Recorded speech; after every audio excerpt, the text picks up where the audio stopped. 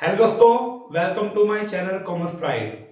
पिछली वीडियो में cash flow statement के बारे में कुछ बेसिक बताया था। उस बेसिक में मैंने बताया था कि फाइनेंस एक्टिविटी में क्या आएगा, इन्वेस्टमेंट एक्टिविटी में क्या आएगा और थोड़ा सा ऑपरेटिंग एक्टिविटी के बारे में डिस्कस किया था। आज हम इसके बारे में दोबारा से डिस्कस करने जा रहे हैं, cash flow from operating activity के बारे में। देखो, स्टार्टिंग कैसे होगी। ऑपरेटिंग का मतलब क्या होता है, जो हम काम कर रहे हैं उससे रिलेटेड इनकम और उससे रिलेटेड एक्सपेंस कंसीडर किए जाएंगे।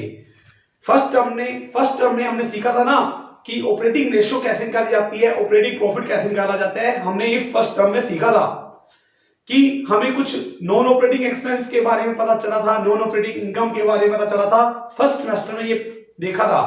देखो, नेट प्रॉफिट आता कहां से है, ये जब हमने +1 में एक लेसन सीखा था, trading and profit and loss account, वहां से मेरा नेट प्रॉफिट निकल के आता था।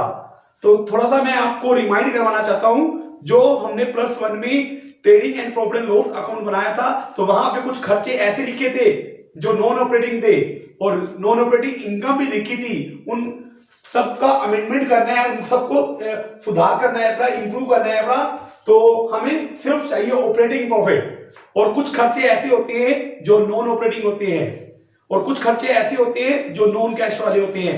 सबसे पहले हमें प्रॉफिट ऐसा चाहिए जिसमें से बिफोर टैक्स ना तो कोई टैक्स घटाओ, ना ट्रांसफर टू रिजर्व हो, ना ही कोई डिविडेंड हो। तीन बातें बताई है मैंने।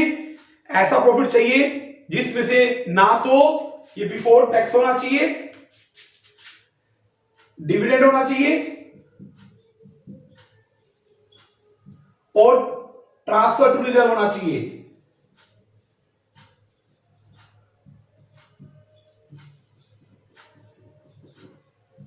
इट मींस अगर प्रॉफिट आफ्टर की फॉर्म में दे रखा है तो ये तीनों चीजें ऐड करनी पड़ेगी। क्या क्या ऐड करना पड़ेगा, नेट प्रॉफिट के अंदर ऐड करना पड़ेगा टैक्स, डिविडेंड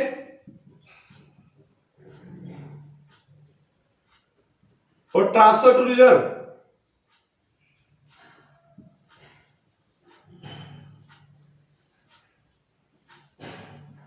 ये तीनों चीजें ऐड करनी पड़ेगी तो प्रॉफिट जो आ जाएगा मेरा बिफोर की फॉर्म में आ जाएगा।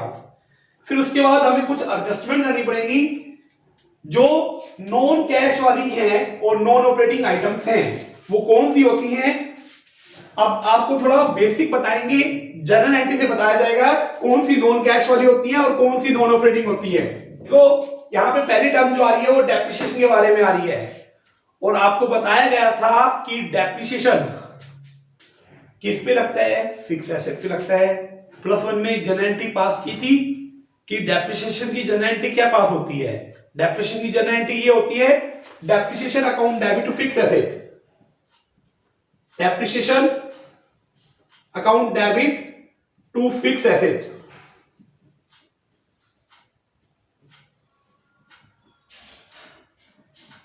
और इसको हमने राइट ऑफ किया था अपने प्रॉफिट एंड लॉस से। तो एक जनरल एंट्री क्या पास की थी, profit and loss account debit to depreciation.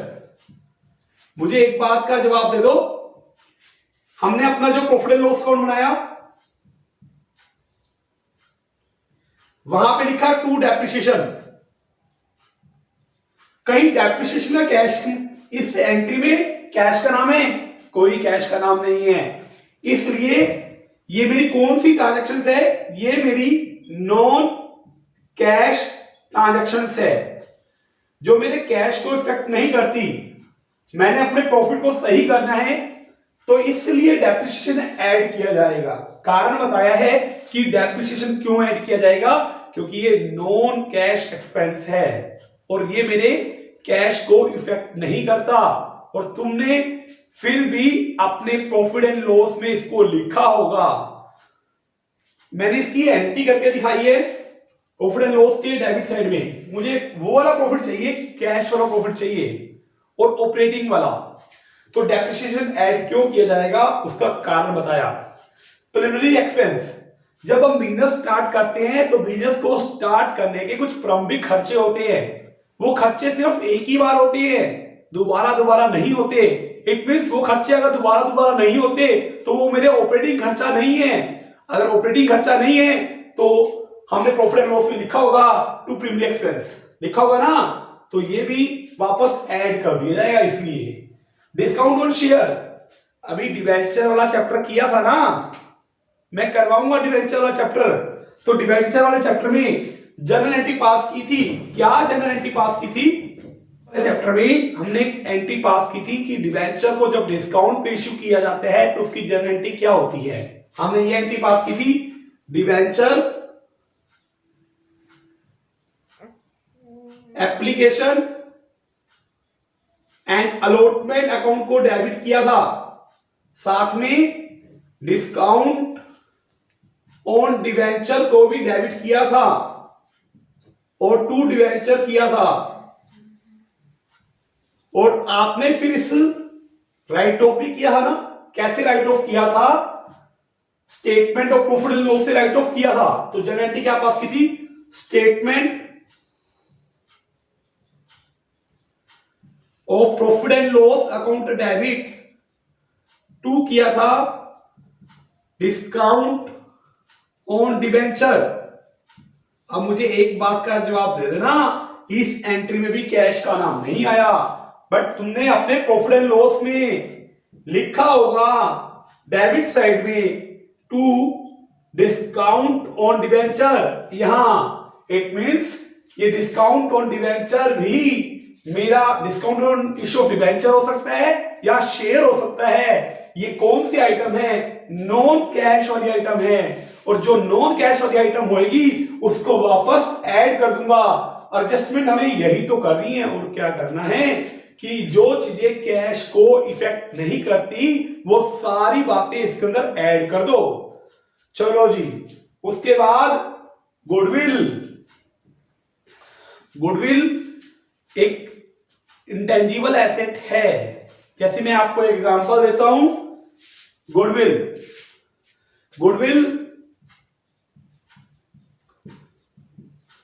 मान लो पहले 1 लाख की थी 2010 में, फिर 2 लाख की हो गई 2011 में। इस बार इससे ये पता चल रहा है कि हमने 1 लाख की और गुडविल खरीदी है, तो ये तो इन्वेस्टमेंट एक्टिविटी में चला जाएगा। अब तो हम अपने बिजनेस की गुडविल को क्या बेचेंगे? जब बिजनेस को बंद करेंगे जब भी बेचेंगे। अगर गुडविल यहां मान लो यहां वैल्यू बता दूं कि 180 हो गई, इट मींस मैंने गुडविल को राइट ऑफ कर दिया है, और राइट ऑफ कर दिया है तो इससे मेरा कैश इफेक्ट नहीं होगा। तो मैंने एक एंट्री पास की होगी, क्या? Profit and loss account debit to goodwill return of, goodwill write off. ये भी मेरा नॉन कैश वाला है, इसलिए गुडविल को ऐड किया।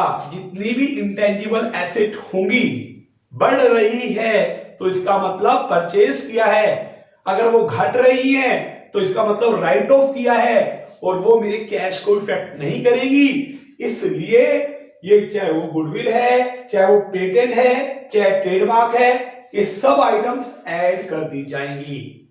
अब देखो मैंने लोन ले रखा है और उसके ऊपर इंटरेस्ट दे रहा हूं। इंटरेस्ट पे करने से पैसा तो जाता है, बट वो मेरे बिजनेस का ऑपरेटिंग खर्चा नहीं होता, क्योंकि ऑपरेटिंग का मतलब क्या है? जो काम कर रहे हैं वो उससे रिलेटेड खर्चा, और कोई भी खर्चा इसके अंदर नहीं आने वाला। Interest on long term loans मेरा कौन सा खर्चा है? अपना नॉन ऑपरेटिंग खर्चा है, नॉन ऑपरेटिंग एक्सपेंस है। हमें तो ये एक्सपेंस कंसीडर ही नहीं करने। लिखा है ना नॉन कैश और नॉन ऑपरेटिंग आइटम्स को एडजस्ट करना है, ये मेरा नॉन कैश है, इसलिए इसको वापस ऐड कर दिया जाएगा। एसेट को बेचने से प्रॉफिट भी हो सकता है और लॉस भी हो सकता है। कभी जर्नल एंट्री पास की हो ना तो उसमें देखा था कभी कैश का नाम नहीं आएगा। जैसे एग्जांपल देता हूं,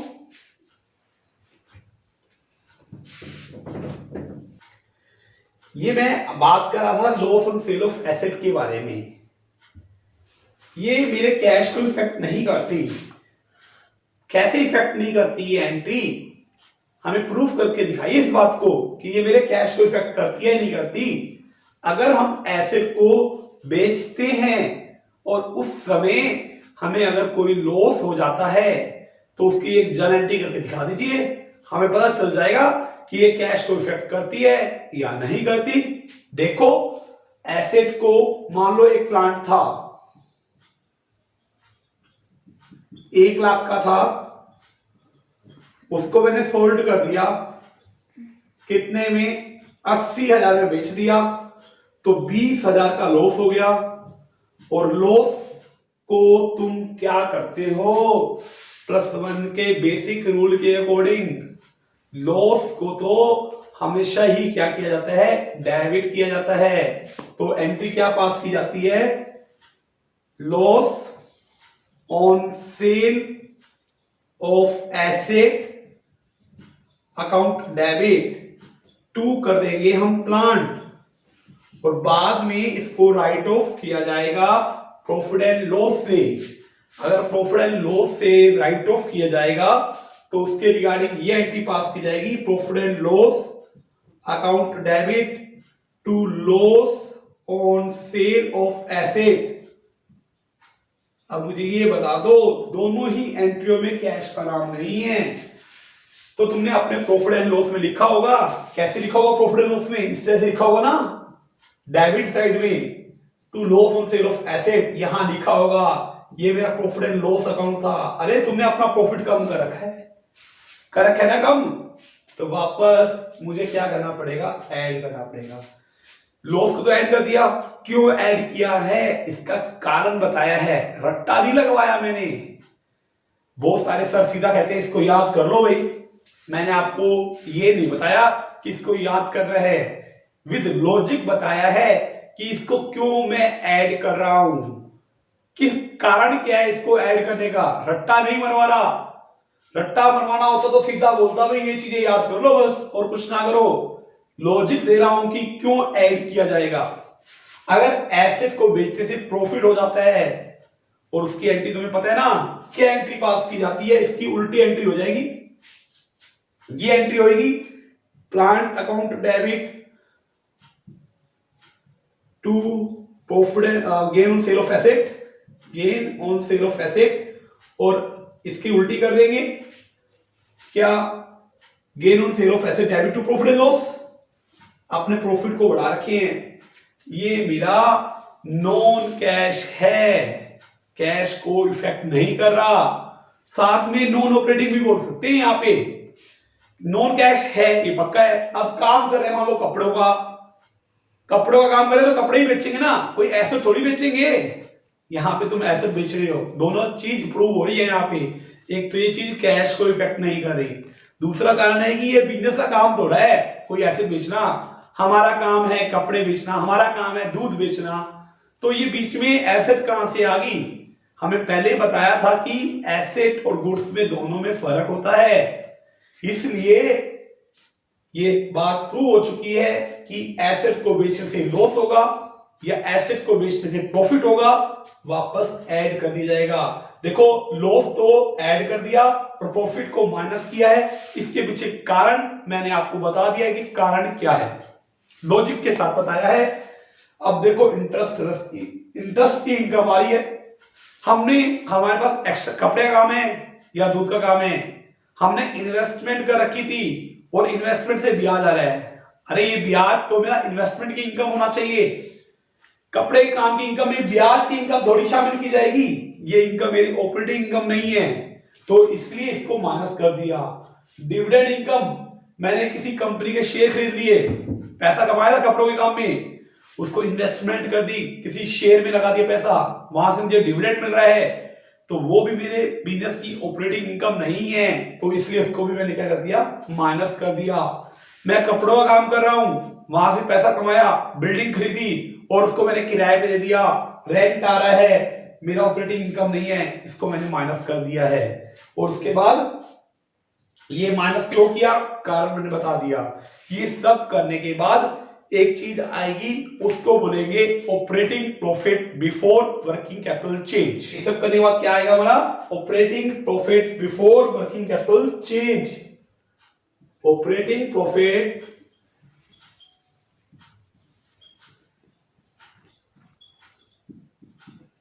before working capital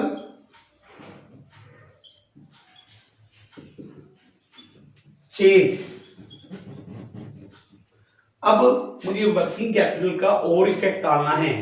working capital का मतलब होता है करंट एसेट और करंट लायबिलिटी।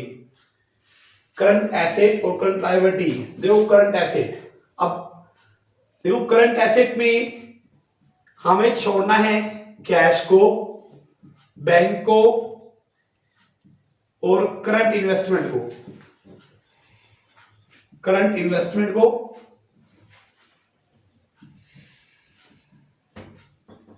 इसके अलावा और जितनी भी एसेट होती हैं करंट एसेट। अब मुझे एक बात बता देना, जैसे कि क्या 2010 में स्टॉक था 1 लाख का और 2011 में जो स्टॉक हो गया है वो हो गया 1,20,000 रुपए का। ये बात क्या बता रही है? स्टॉक क्यों बढ़ रहा है? हमने खरीदा होगा तो क्या होगा? कैश आया होगा या गया होगा? सीधी सी बात है, कैश क्या गया होगा, जिसको हम बोलते हैं कैश का आउटफ्लो। इससे मेरा कैश का क्या होगा? आउटफ्लो होगा ना आउटफ्लो। कितने अमाउंट से? 20,000 में से। तो 20,000 में से हम क्या कर देंगे? यहां माइनस कर देंगे। या मैं ऐसे बोलता कि स्टॉक पहले 1 लाख का था, अब स्टॉक हो गया है 10,000 रुपए का। ये स्टॉक था 2010 में, ये स्टॉक था 2011 में। अब बता दो क्या होगा? ये बात हमें ये बता रही है कि मैंने स्टॉक को बेच दिया है। बेचने से कैश का क्या हुआ होगा? इनफ्लो हुआ होगा। इसलिए ये जब हम operating profit before working capital करेंगे तो इसको क्या करना पड़ेगा? अपने को ऐड करना पड़ेगा। कई सर क्या बताते हैं, सीधा रट्टा मरवाते हैं कि इस चीज को ऐड कर दो और इस चीज को लेस कर दो। बट मैंने अभी आपको बताया, विद लॉजिक दिया कि स्टॉक बढ़ रहा है तो इसका मतलब खरीदा है, स्टॉक घट रहा है तो इसका मतलब हमने क्या है? बेचा है अपना। सीधी सी बात है बड़ी। एक एग्जांपल और ले सकते हो, जैसे डेटर के ऊपर। ये 2010 का डेटर बैठा है, ये 2011 का डेटर बैठा है। ये 1 लाख था डेटर, ये हो गया 70,000 रुपए का डेटर। तो डेटर कौन होते हैं? वो बंदे होते हैं जिनको हमने उधार में माल बेचा है अपना। अगर उधार में माल बेचा है तो इसका मतलब उनसे पैसा लेने हैं। पहले 1 लाख के थे, अब 70,000 के हो गए। इट मींस उसने हमें पैसा दे दिया है, जिसकी वजह से डेटर क्या हो रहे हैं? कम हो रहे हैं। और डेटर कम हो रहे हैं, डेटर तो कम हो रहे हैं, बट कैश का क्या हो रहा है? इनफ्लो हो रहा है। तो कैश का इनफ्लो हो रहा है तो क्या करना चाहिए? अपने को प्लस करना चाहिए। अगर यही बात मैं उल्टा बोलता तो क्या होता? जैसे कि डेटर पहले 1 लाख के थे और आज 2 लाख के हो गए हैं।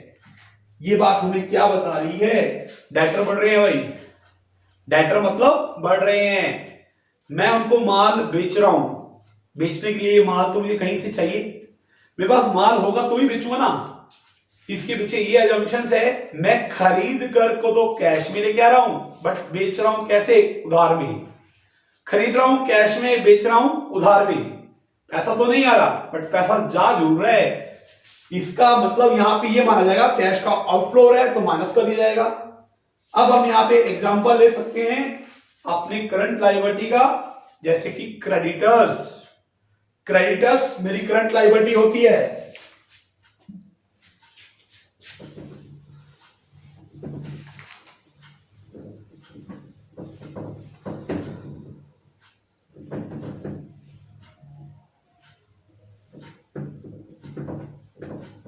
इसमें ऑपरेटिंग एक्टिविटी बताओगे बस। इन्वेस्टमेंट एक्टिविटी में बताओगे ना, इसमें बताओगे। करंट लायबिलिटी पहले से पता है कौन सी होती है, जैसे कि क्रेडिटर्स